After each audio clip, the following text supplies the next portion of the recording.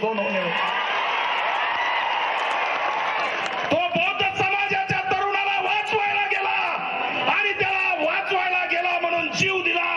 मी आज या ठिकाणाहून ठणकावून सांगतोय, संतोष देशमुखला माझ्या भावाला वाचवण्यासाठी जीव गमावला.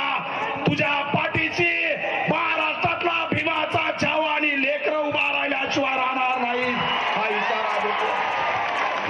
बाकी काय वाल्मिक कराड काय धावती भ्रम गेला काय?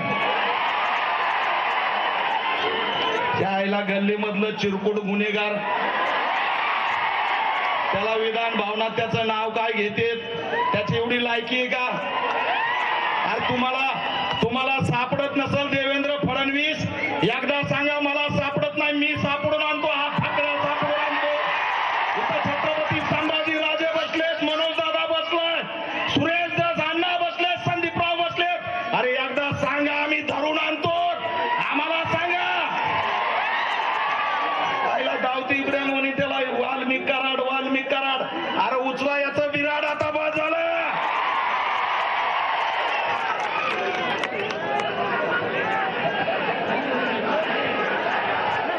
थांब रे बाबा, मला 2च मिनिटं दिले तर माझ्या हातात माईक आल्यावर मी काय सोडित नसतो. मला दुःख वाटतं. या ठिकाणी परभणीची घटना बघा. संविधान वाचवायला गेलेल्या सोमनाथ सूर्यवंशीला मारलं. देवेंद्र फडणवीस गप्प आहेत. देवेंद्र फडणवीस कुणाला भेटायला आले का? ना ते दलिताला भेटतात ना मराठ्यांना भेटतात. काय झालं आमच्या संतोष देशमुखच्या लेकराला येऊन भेटायला? देवेंद्र फडणवीस तुम्हाला लाज वाटते का? तुम्हाला लाज वाटते का? बहुजनांची हा प्रश्न मी विचारतोय. प्रोटोकॉल आडवा येतो का इगो आडवा येतो? आणि म्हणून हे माझा बाबासाहेबांचा फोटो घेऊन हा वाघ आलाय. उभा राहा, फोटो दाखवा. संतोष देशमुख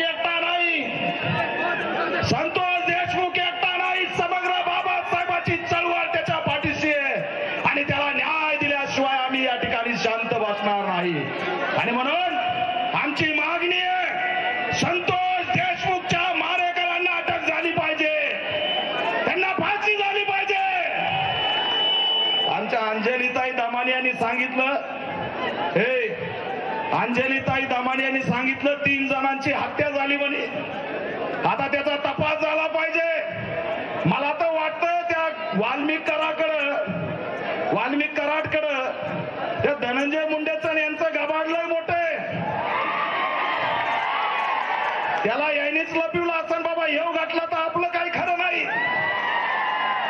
त्याच्यामुळे या बीड जिल्ह्यात दलितांवरती हल्ले यांनी केले, आदिवासींवरती हल्ले यांनी केले, पारध्यांवरती हल्ले यांनी केले.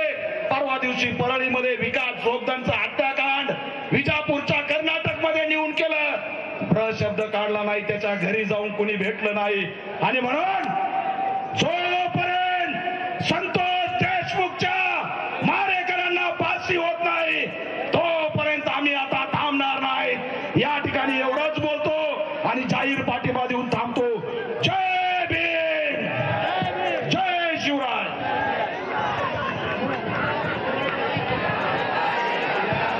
यानंतर ऍडव्होकेट चंद्रकांत नवले ते 2 मिनिटात आपलं या ठिकाणी मनोगत व्यक्त करतील.